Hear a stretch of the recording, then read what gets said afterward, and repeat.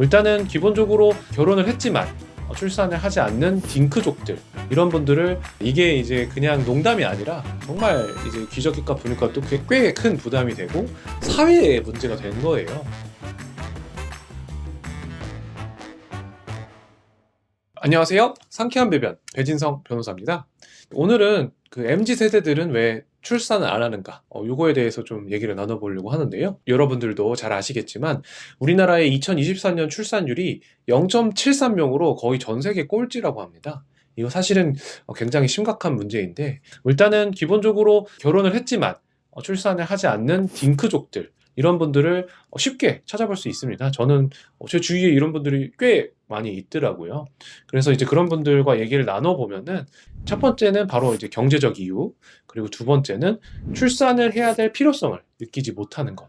이 두 가지가 출산을 하지 않는 이유라고, 딩크를 하는 이유라고 생각을 합니다. 저도 제가 개인적으로 지금 두 살이 되지 않은 아이를 키우고 있는데, 기저귀값 번다, 분유값 번다, 이게 이제 그냥 농담이 아니라 정말 이제 기저귀값 분유값도 꽤 큰 부담이 되고, 그래서 이제 이런 경제적 부담 때문에 둘이서 벌어서 둘이서 쓰면은 여유롭게 생활할 수가 있는데, 둘이서 벌어서 셋이서 쓰면은 부족하게 된다는 거죠. 그래서 그런 이유에서 아예 낳지 않는 경우도 있고, 혹은 이제 한 명만 낳고 두세 명 낳는 거를 부담스러워하는 분들이 많기 때문에, 그러한 측면에서도 이제 출산율이 조금 저하되고 있는 사안이 아닌가, 이렇게 생각을 하고요. 이 아이를 낳는 거에 대한 생각이 많이 바뀌고 있는 것 같아요. 우리 부모님 세대나 저희 조금 윗세대만 하더라도 아이를 낳는 건 당연한 일이고, 아이를 낳는 즐거움은 대체할 수 없다, 이런 문화가 조금 더 일반적이었던 것 같은데, 요새는 그런 문화보다는 뭐 아이를 낳지 않아도 행복할 수 있다, 아이를 낳지 않더라도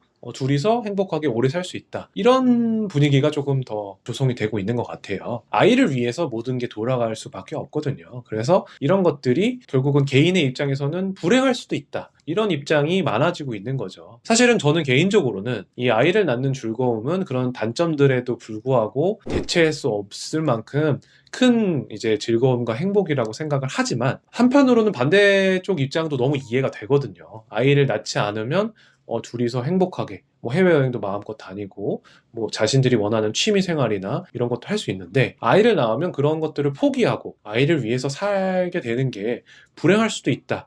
저는 이제 그거는 이제 공감할 수 있는 생각이라고 생각을 하고, 그리고 이제 앞에 말씀드렸던 경제적 이유나 이런 것들이 겹쳐서 이제 그러한 분위기들이 좀 더 가속되는 게 아닌가 싶어요. 그리고 이제 아이를 낳는 게 더 이상 그 개인과 그 가족의 문제가 아니라 사회의 문제가 된 거예요. 그러니까 출산율이 0.73이라는 것은 사회가 소멸된다는 것이고, 그렇기 때문에 출산이라는 것은 더 이상 개인과 가족의 문제가 아니라 사회의 문제이고, 사회에서 지원을 해야 된다는 거죠. 그래서 딩크족들도 물론 존중을 하고, 출산을 안 하시는 것도 존중을 해야 되지만, 출산을 하시는 분들에 대해서는 사회적으로 지원이 들어가야 된다는 겁니다. 아이를 낳지 않는 선택도 당연히 존중받아야 되지만, 저는 개인적으로는 아이를 꼭 낳으라고 말씀드리고 싶어요. 이 아이를 낳는 즐거움과 행복은 사실은 낳지 않으면은 알 수가 없잖아요. 아이를 낳아보지 않으면은 알 수가 없는 즐거움과 행복이고, 그 즐거움과 행복은 사실은 내가 개인적으로 누릴 수 있는 행복보다도 훨씬 더 큰